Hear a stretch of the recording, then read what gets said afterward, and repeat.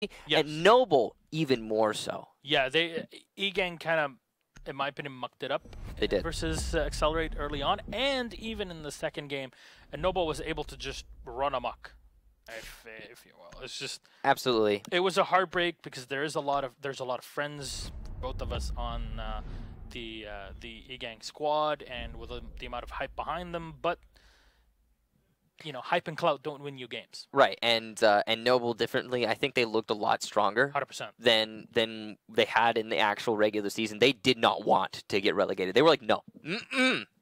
One thing to mention, though, Vitality, this is the odd thing in reviewing Vitality stats, similar to NIP, is that they lost this against Supremacy 6-4 in play day 13 of Pro League. But then at 6 Cup, when they played on LAN versus Penta, that was the map that they won against them in the semifinals, 6-3. I think there's something to be said about playing your regular, like, scrim partners, your region members, you know, the other French teams. Yeah. It can be a little disorienting.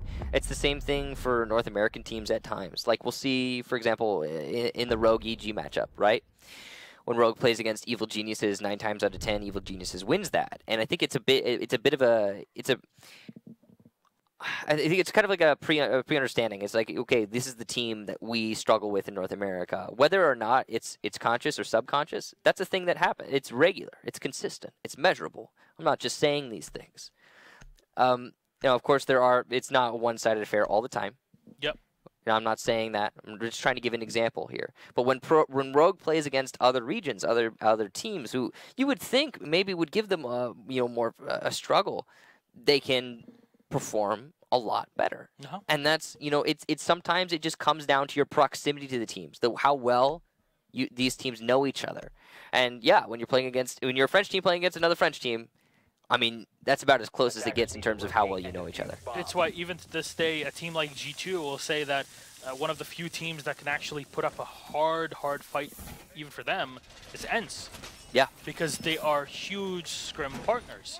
The same thing between ENCE and teams like Millennium, for example, where they scrim fairly consistently. Same thing with Mocket, you know.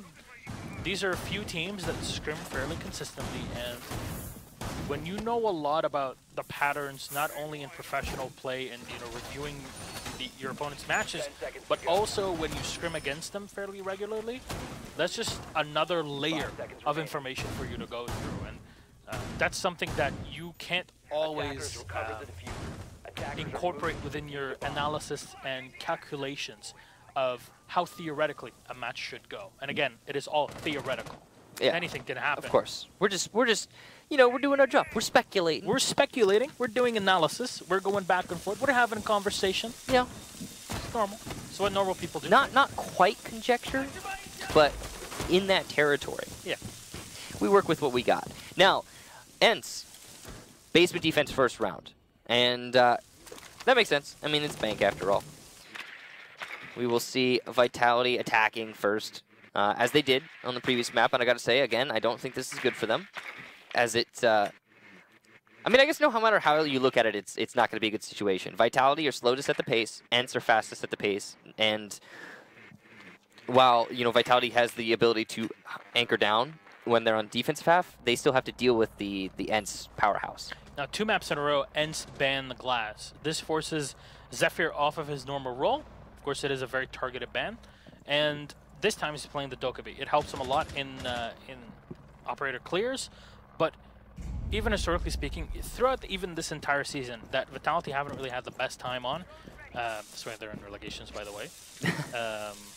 He played a pretty mean Dokkaebi, SMG 12 or CZ75, and it's a lot of work that was played by him. So his roam clear potential is definitely there. His timing on the calls is there, but ENCE are not going to risk any of that and just going to stay on the site. And even with them not doing a single move, we're at a minute 17, and right now the Skylight hatch is being opened. So, yeah, this is what we've talked about time and time again, and I will repeat for those of you who don't know Vitality. They're slow to attack. They're going to start clearing their way into server, though, with a minute left. And there were no roamers. There were none. Nothing holding them up. They just took a long time. Is that Gomfi on the smoke that's playing by the server? It looks like it is. Spark will finish him off, and Well, they've done it. They've taken down a smoke, and they've cleared out server, which, you know, both of those very momentous things, but you add them together, and it also means that the site push, when it eventually comes, will be so much easier. But made more difficult by the Evil Eyes and Wilkie's use of this heartbeat detector. He will be able to call out the C4s for Boonsea, and then use his own C4. Just going to watch through, and they're going to try to bait him in. There you go. First C4 is going to get thrown out by Boonsea, so no second one to be used. Of course, no smokes available because of Gomfi's erratic positioning, and he just walks in, and Zephyr finds the shot. The Thermite's on the opposite end, but the C4 from Wilkie will connect. He'll find another one as Shate will get the kill. Diffuser's not been set, as remember, the Thermite had already been down. Spark, the Ash, will have to pick up the Diffuser, but Apox will walk into Shate. Diffuser being set by Spark, but they're all going to converge on him. And the Ash, no, he's right next to him. Spark will Spark will clutch it. What? Spark, the 1 versus 2. The absolute madman! How does that happen? A shocking clutch from the Ash. Up against the bomb, hugging it tight. Wilkie checks the wrong corner. Shate does too. And it's a vast communication from ENCE to allow Spark to just frag out in the perfect moment. You can't take anything away from the man. An excellent flick. And the round goes to Vitality.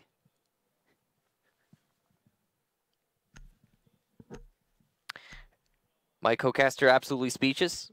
His head still, or his hand still above his head. I don't blame him. I don't know what to say.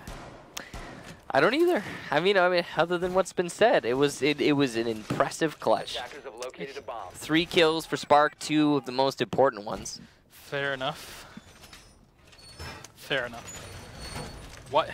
This is again. This is Bank with Echo Band, so Vitality don't have to deal with that, obviously, which is a great thing for them, as we saw there at the end. The Thermite walked into the site, stopped planting in the default spot, and then instantly went to the other side, then died instantly from Wilkie, who threw out a C4 into default spot and actually got a kill there. And then got a second one, of course, so that's the 2K for him after it. The Ash then goes, picks up the Diffuser from the other side of the room, walks back into default, and then decides, you know what, I'm just not going to plant here. I'm going to plant right next to the desk. And somehow, the head wasn't seen, especially not by any Evil Eyes, if there were any left on the site. Wilkie, no heartbeat sensor, jumps up. He rushed it. You know, it was the 0-0-0 that got him. He got a little ahead of himself. He thought, hey, you know, he's holding up the round with the diffuse plant. I need to stop it. And he didn't think about it appropriately. That was a beautiful shot from Zephyr. Yeah, that's what he's been doing fairly consistently. Even if you look back at LAN or online performance, Zephyr will rappel up and find a kill early on all the way to the top floor. There's not much that you can really do against it, but at this point, if you rewatch him, you'll know that this is the pattern that he always followed. And this is the thing for me, is that Vitality are very easy to learn how they play. To predict. Yeah, they're very easy to predict. That's right. And yeah, I suppose the optimal counterplay for me would just be to not play that position. I mean, it's a very powerful one that Shate was playing, as you control the hallway, but it also leaves you exposed to Zephyr. Clear. And there you go. Man advantage early established. Wall's also going to be opened up from the square skylight. That's a good avenue to now push the site. And Gomfi going to eat some damage over by the main lobby. Spark will take down Uno. And what is this? What is happening? Is Vitality gunning for map 3? Because it certainly seems that way.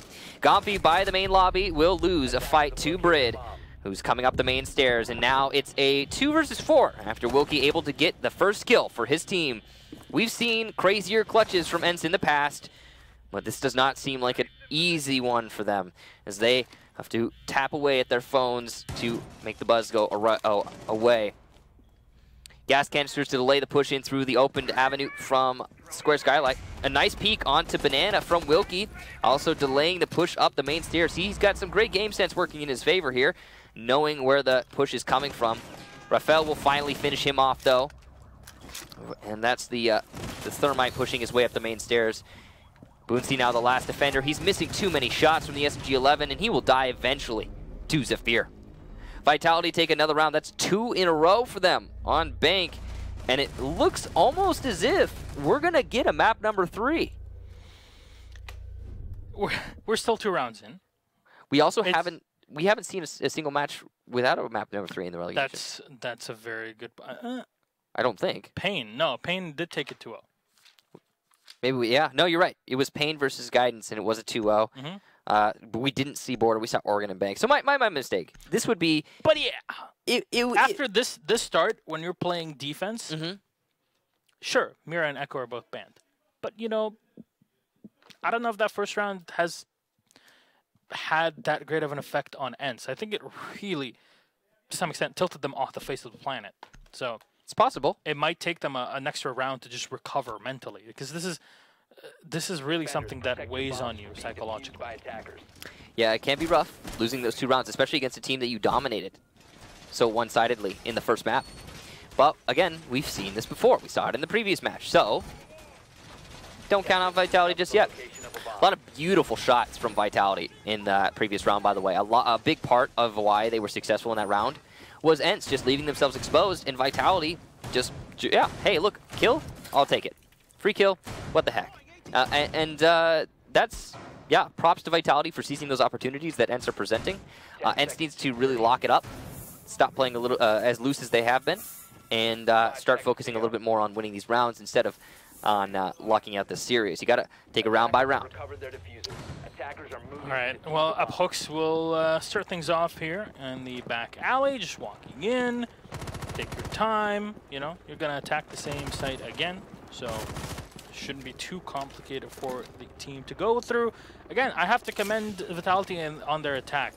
Zephyr's early pick is always very impressive because he has so many repelling positions along the outside where obviously there's so many windows that you can use to your advantage. It's just very difficult to find an angle, especially one that is premeditated against a team like ENCE, but sometimes that opportunity is presented, and you know what, Vitality are known as just holding an angle for 2.5 minutes, and they'll do it if they need to, the Madmen. Yeah, it's a good thing to point out is that this map has a lot of those long angles that will actually work in Vitality's favor. If ENCE walks into them, or if they continue to walk into them, then this could spiral out of control. Now, seems to be a main lobby focus push from Vitality once more. They've done this before. They did it in the previous round. Worked out for them last time because they were able to get a lot of picks onto the people watching the main lobby from the defensive side. But those picks have not happened just yet. Prox anticipating a run out, but it's not to be. He will start then to open up the wall that Chate is hiding behind, which is going to force him to rotate. He will not be caught in the rotation this time, and will be able to continue to play the round out. In the meantime, walking in from the bottom floor, and the Hooks again will open it up. It's Wilkie to go down, and the castle this time won't be alive to save the day, but maybe this is what Wilkie wanted. He'll be set on that IGL roll and holding on to the cameras. Of course, bulletproof camera has been set by Gomfi, so they have an extra angle, and you see where Zephyr is. He's still holding that angle, like holding on to dear Lord. Fall back and damage done, half to Gomfi, but he's going to stim himself back up. That's his last stim pistol used up, and I'll set behind the conference room reinforced walls. You could see that ENCE are playing a lot slower than usual. They're not trying to fight the angles that Vitality are attempting to force, and that's going to slow down the Vitality take, which is obviously not what they want. But this is a good read from ENCE. Solid read. They've managed to keep themselves alive and delay the push quite a lot. Now, with only 30 seconds left, the attackers really need to get a move on. On Banana, we are going to see a player get lit up. That's Rude. Gomfi, some nice shots there, but he won't get the kill. Chate will finish off Spark after Gomfi downs him. It's good teamwork here between the 2 3-armors. Boonsey will be lit up along with Gomfi, now 2 low defenders. Raphael will take down Gomfi on the push into the site. We did see Brid get down, but he's Sophia, so he can pick himself up. It's just Chate and Boonsey in a 2 versus 4. Brid will cover the defuse plant, and Boonsey is now in a 1 versus 4, and the diffuser has been planted. It's looking so bad for him. With 25 HP, he has down the single player, but he will not be able to get any more. Raphael finishes him off. Vitality take the round, and that's 3 in a row. Vitality really pushing it here on Bank, and it looking very strong. 6 Cup was the difference. For people that did not watch the French Nationals, in my opinion, there's a tier level for me for tournaments in Siege. Pro League 6 Invitational Major, that's tier 1. After that, you're looking at DreamHacks. After that, it's BR6, and after that, in my opinion, is the French Nationals. There's something about it because there's so many teams and players, French players, that are in Pro League and always somewhere in professional play. That tournament seems to produce a ton of upsets and a lot of new strategies that we see executed back into Pro League. Remember early on in the season, Millennium versus Vitality. That game on Border that Millennium absolutely shredded on with no hard breachers, that was already tested in the French Nationals a week before. Same thing here. Strategies that Vitality are executing in this matchup against ENCE with Abhox, of course, the new player on the squad replacing Bibu. Those were also tested in 6 Cup, the French Nationals. Now, I'm sure that they did not try out the Ashe clutching downstairs in the way that she did. But, in general, strategies to push up to the CEO was definitely well executed, premeditated, and pre-tested. And that's how you really should be playing. You know, you use other teams, other tournaments to try out some stuff, and they're working. They're working very well, and ENCE are really struggling to find a solution for Vitality right now.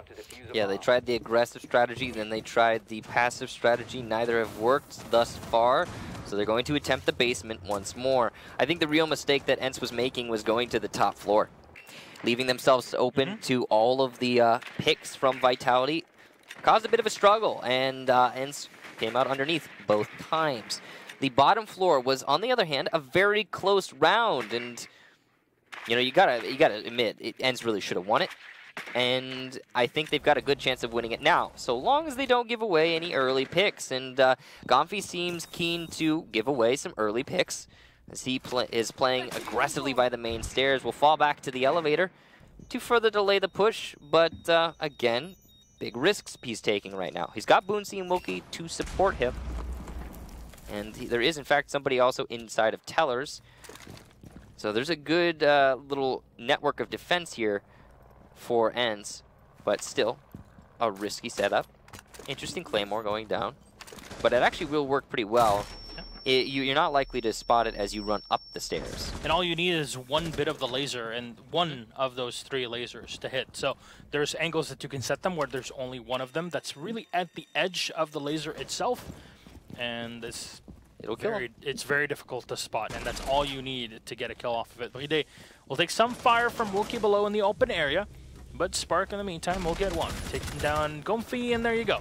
Wilkie found and shot down by Bride. It's now Uno and the squad of Shate and the Boonsy left alive. It seems like Boonsy is always, you know, drawing the short handle. There's Uno will just run out and get the kill on Spark. Full health still. This will slow down Vitality even more, though. Yeah, Uno doing a great job of roaming right now, but he will walk straight into Brid. And I gotta be honest, I really do.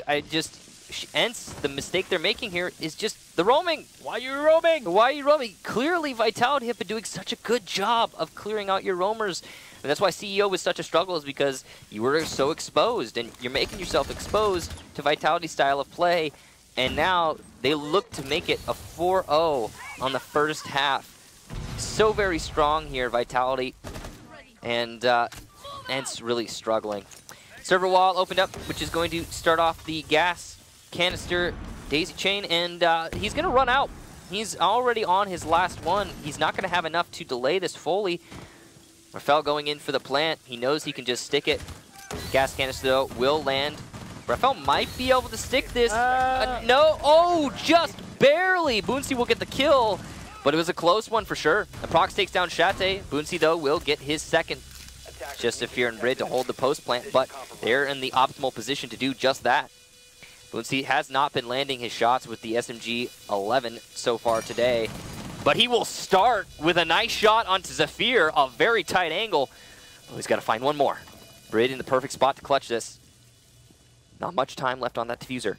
Boonsy sneaking his way up the stairs. He has not been hurt just yet, but he gives himself away and misses the shot. Oh, if he had just committed. Brid will clutch it out. Vitality take the round 4-0. Their favor. Is this going to turn to map 3? It is, I think. I'm seeing a border in our future, my friend. How pretty does it look? Quite Indeed. Well, 4-0 as round 5 is knocking here. Yeah, here we go. Now I gotta point this out. Tellers again. That's a mistake. I gotta say. Okay, listen. Why? Listen. Why were you roaming on the basement? Okay, let's analyze the basement defenses for ENCE thus far. Okay, basement first time. ENCE have smoke in server smoke, and he gets picked off very early. Minus that utility, they have very little to deny the defuse plant. But they do manage to pull it off. They deny the defuse plant successfully until they get clutched on in a 1 versus 2. That should have gone their way. That should have been their round. But for some reason, ENCE choose not to go to the basement again. They go CEO 2 times in a row and fail that 2 times in a row. Then back to the basement. And what do? They make the same mistake they made in the first round, except for they dive deeper into it. They roam heavier, and not just in the server, but all over the top 2 floors. And again, I say it, leaving themselves exposed to Vitality, which is just what Vitality wants. CEO was such a struggle because ENCE was so open to the attack from Vitality, and they couldn't help it because it's CEO! They're gonna go to Tellers though, and I feel like this is a much easier navigated site for anybody, including ENCE. This might be the one site that they need in order to get a round out of this half. But even if they do take 1 round, it's going to be hard to come back from this deficit. All right, well, Uphook's still on the same ingress here, as he'll just be walking in from the parking lot, goes and pick up the drone, goes back up, and will take control of Skylight. Nothing out of the ordinary, of course, has the Zofia and the Thermite that are coming in on the opposite end. They're just going to drone themselves in and make sure the Skylight is clear. They'll have to walk in bit by bit. And the most important part of this attack is taking control of the top floor. Now, the Dokkaebi is in play as well. And we saw the amount of damage that Zephyr can do with that. So, not just with the Mark 14, but the CZ-75 using the smoke to his advantage. He just walks through it and is able to get kill after kill after kill.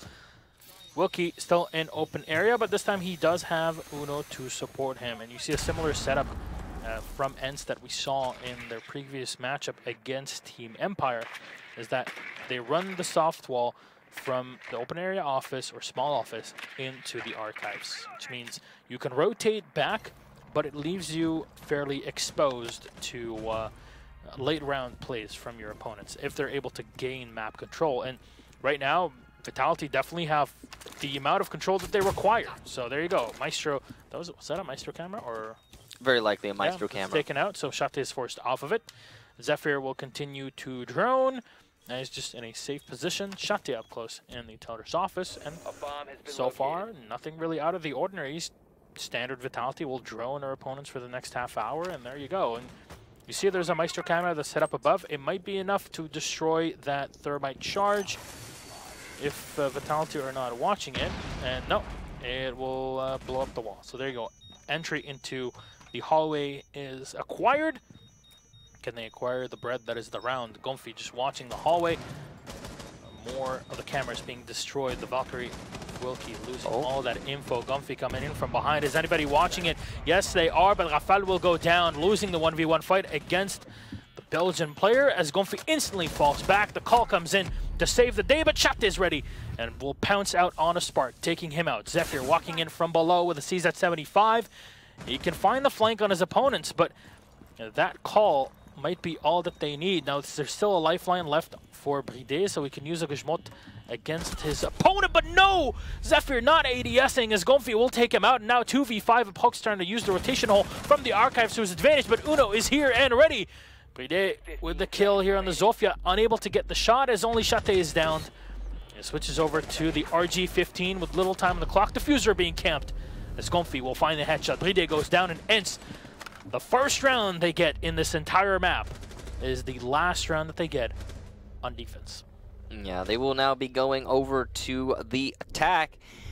And I want to say that this is going to be better for them, but honestly, I don't know. Bank is so weird at this point for this matchup. You expect it. I mean, we expect everybody expected going into this that it was going to be a pretty decisive sweep. I mean, come on, it's Bank. This is the map that ENCE just won. We talked about it in the pregame. In the pregame, and Vitality did not look awake on the first map. Simply put, hence looked very strong, and suddenly, yeah, no, this has been very much counter to what we were anticipating, but it's not over yet.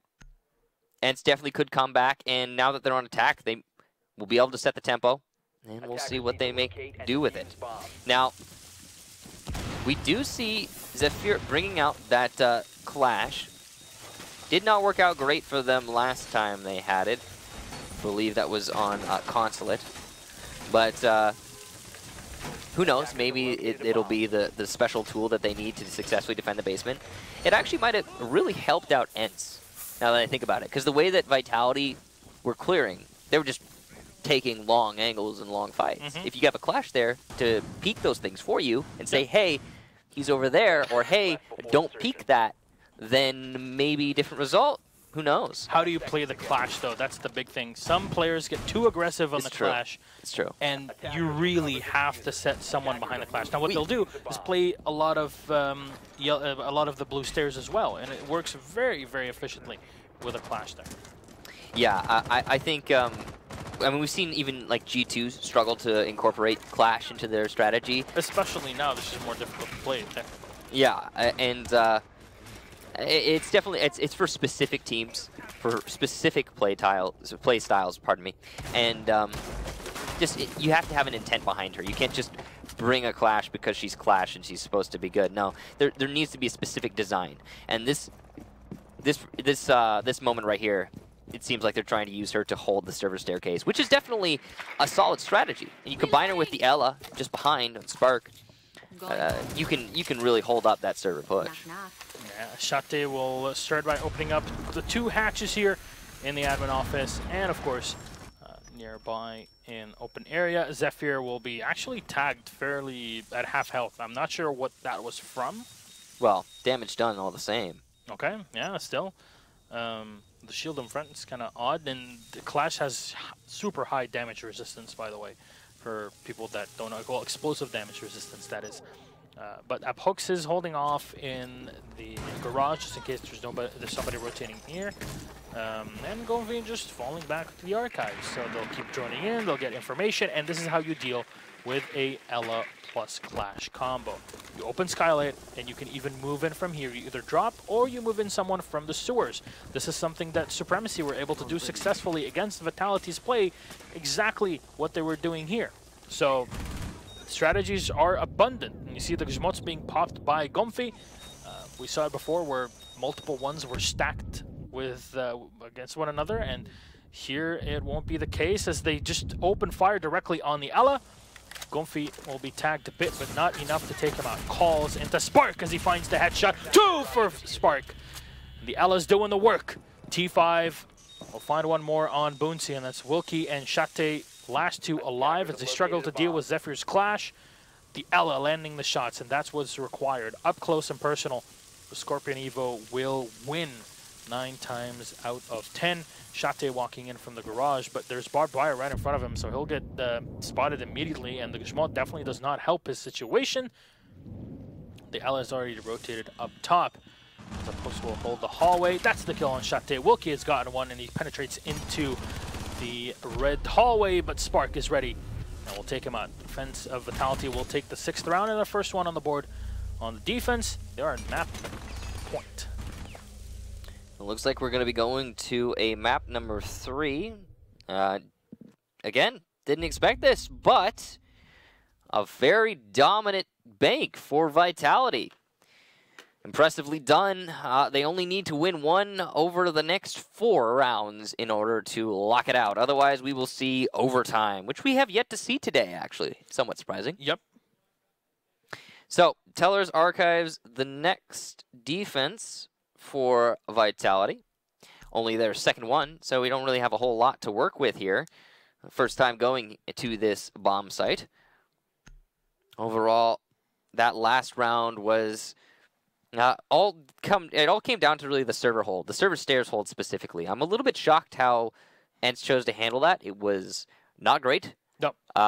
They had the drop down open. They knew nobody was playing in the back of server. They could have dropped and cut off the rotation and collapsed on those players, but instead they opted to simply push into the trap they knew to exist at the top of the stairs. Very confusing strategy. The instant they opened Skylight, what did I say? You open Skylight, you either push them back, or you basically isolate them from the rest of your team. Yeah, and it's their team. It's a simple process, really. You've thrown out server. Nobody's in server. Okay, what do we do next? Then you can play behind server stack.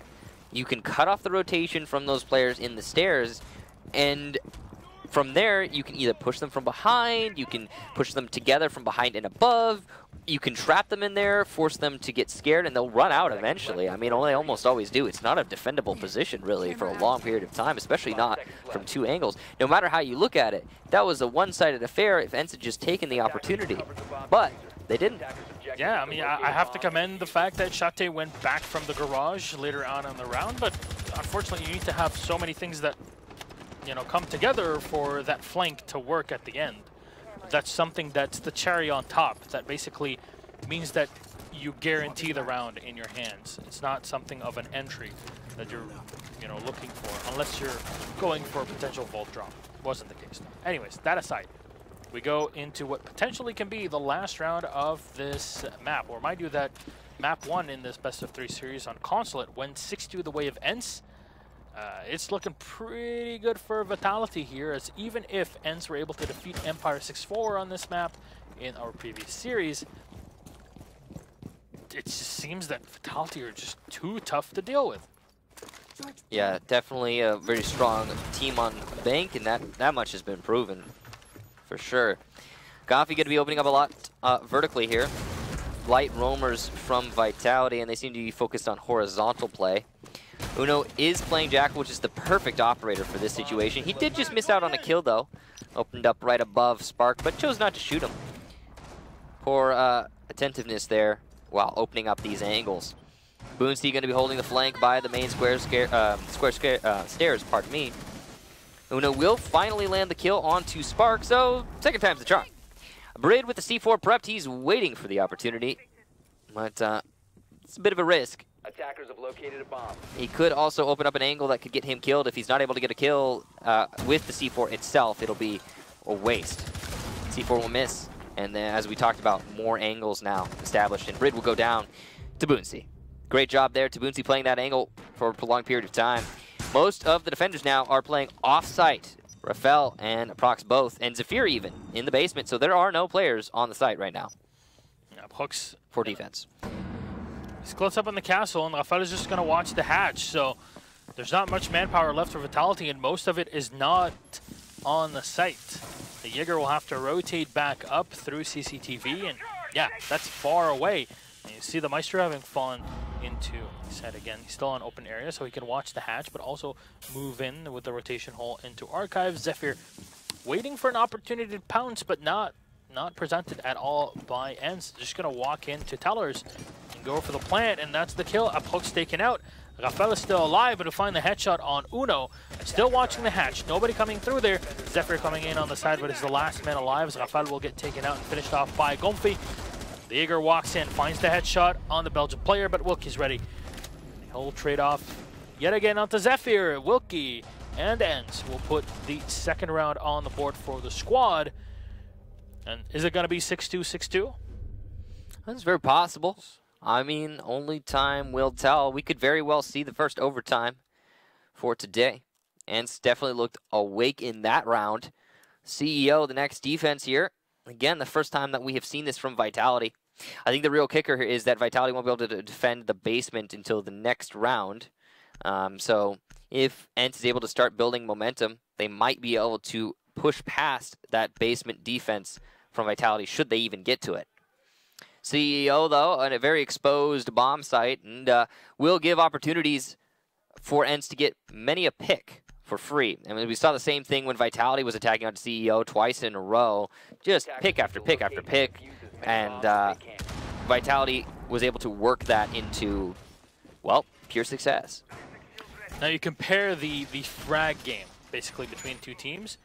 They're fairly equal, not too far away, which means that pure kills aren't showing the whole story for Vitality, which is a bit odd, because Vitality back in the day were a squad that would get a ton of frags, and yet still lose because of missed time. Well, here not the case. It's a complete reversal of the usual. It's very odd to see that it's just map dependent. Is it a mentality thing? Does it just take a while to warm up against, you know, depending on who you're playing against? I don't know. There's just so many variables that unfortunately we can't really account for, and I don't think even the players know how to account for in such a situation. But Rafal will set up on the Maestro. Does have a long angle to hold in the hallway and top floor. First the Elda in hands. A ton of damage behind the reinforced shield, or just the shield. Bandit batteries as well. When you see the Maestro camera that is set up right on the pillar there, so right by the spiral staircase, Apox will peek, and we'll get spotted by Boonsey. As Gonfi will probably go for the peek here, but no, already retreated, so free kill on that, well, on the barbed wire, but also on the drone. So good use of the lifeline there.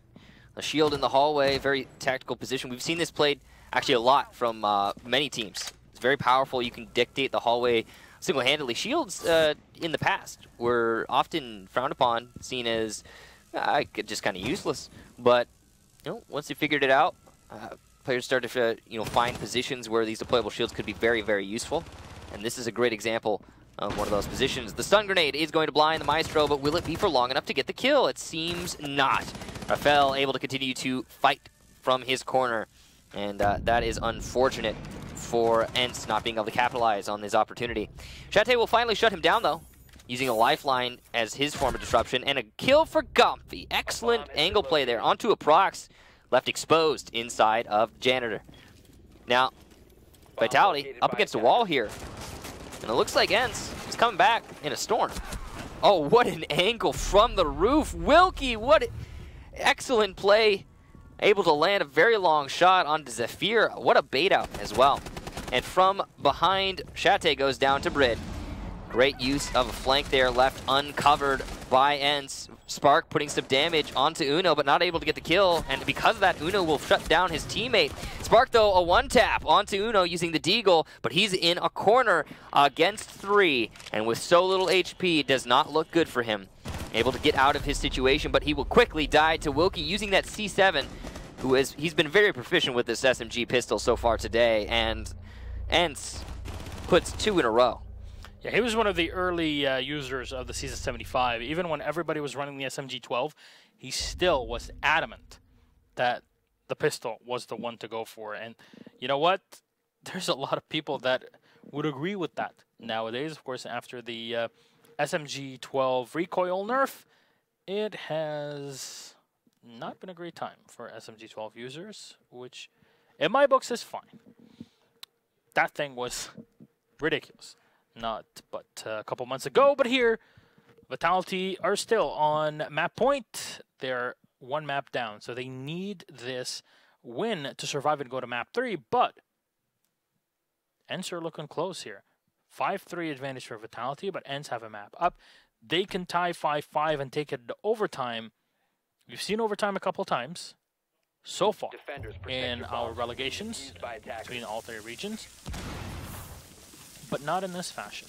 That would be pretty cool to see, to say the least. But Vitality will be setting up downstairs in the basement.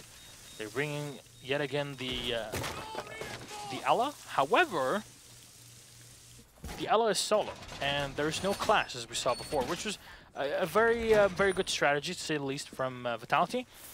And unlike what they were doing when playing on map 1 on Consulate, they're bringing the Scorpion Evo, not your shot. Of course, the FO12 has a ton of damage that it can dish out. Won't be the case for this one. I'm focused again on the Legion. Always interesting to see where Legions set up their goo mines, especially if there's specific roles that are being planned for them. Will they be more of, you know, support legions, where they're going to be mostly in and around their teammates on the site? Will they be mostly roaming around? All of that really dictates where you set up your goo mines, because they stagger throughout the rounds. And there you go. You see the cameras shut down early on by Uno, and the drones will fly right in. Yeah, this is something that ENCE has always been good at, clearing out one step at a time, using teamwork and droning for each other. Uno going to compound that with Jackal, of course, able to track at least one opponent at a time and find out where they need to deal, or what they need to deal with as they push through. Now, the real strength here for ENCE right now is that they get to defend, or rather, for Vitality, pardon me, is that they get to defend the basement again, which I think is pretty clear is their favorite site right now. And they were successful the last time they defended downstairs. ENCE really struggled to take the server. This time it seems ENCE hasn't even managed to clear out kitchen and open area. So a very slow take from ENCE. This is the same thing we were seeing from Vitality earlier, and it's working out. Apparently Shate will take down Rafael, and Uno does some damage there to the Valkyrie, but Spark able to refrag onto Shate. Wilkie will take down Spark. It's a back and forth here. Heated battle, but Boonsey has managed to make his way into the B-bomb site. He will be flanked, however, by the Mute. Oh, the Legion, pardon me. Wilkie shuts him down, though, with that SMG pistol once more. Uno on fire as well, able to do quite a lot of damage. It's just Brid in a... Whoa! What are you doing, Wilkie? He gets it! That was very close to a missed opportunity there, and a potential clutch from Brid. All the while, the roamer's still upstairs, and somehow ENCE made it into the site we didn't even get to see. They just ran in the stairs. You saw they still had Uno that was watching the flank upstairs, but just walked on in and went for a plant. Now the plant did not work out with, you know, some quick plays on the feet there of the Valkyrie, Legion, and the Ella. But unfortunately, that was a real barn burner of a round. But we'll see what happens in round number 10. Will this go the way of overtime, or will it just be done and dusted right there? We'll see. Vitality can take this map to 6-4 and take it to the third one, but ENCE can tie it and go to overtime for a few more chances, a shot at a 2-0, as it seems like ENCE have just recovered, and the Suomi spirit has gone back. The Sisu, if you will. Clash, though, will be played out by Vitality, and for them, that's the thing that was missing. It worked out very well when they played the Clash in the Ella, as I mentioned earlier on in the previous round. Maybe this is the one ace up on their sleeve that they require. However, ENCE did play to counter that Clash strategy. They avoided the server like the plague, and if Vitality stack up on server once more, it won't work out for them, at least in the short run. It might work out for them in terms of the actual site hold if those players come off of server and try to retake, but it might just be that, a retake. So could be dangerous for Vitality stacking up on this strategy, but it also could be a good prediction. ENCE knows now that there was no Clash in the previous round. They might try to default back to a standard server take. It would be sensible, all things considered. But if they do that, they're going to find themselves falling victim to the Clash Ella combination once more. So we'll see what ENCE decide to do. Hopefully they're able to react based off what they see on drones, at least hopefully for their sake. On the other hand, Vitality looking to catch their opponents off guard. Boonsey continuing in here on the Thermite, droning in for his teammates. ENCE need every single bit that they can gather in this round. They want to take this out in a 2-0, but they require this first. And there you go, the 8-meter range on the Jackal will give them something, but unfortunately it gave them the Clash, and that's not really useful when you know she's already there. And you should be expecting the Ella to be right behind, and that's exactly what's going on here. I just wonder what Spark's loadout is in this one, and where he has set up his utility. The Jaeger will be spotted, and yet again, no cigar. Vitality are just staying on the site, and they're relying on the Clash and the Ella to really hold that front door. Shate sees the Clash. Now this is the moment of truth. What will they do with that shield in the stairs? How will they react? Is ENCE going to continue their server take, or will they adapt and try to push elsewhere? Last time they stacked too hard on server and it cost them dearly. This time, they don't even have anyone watching for the potential server flank. Very dangerous way to play. Could actually end up biting them. All the drops, though, opened up.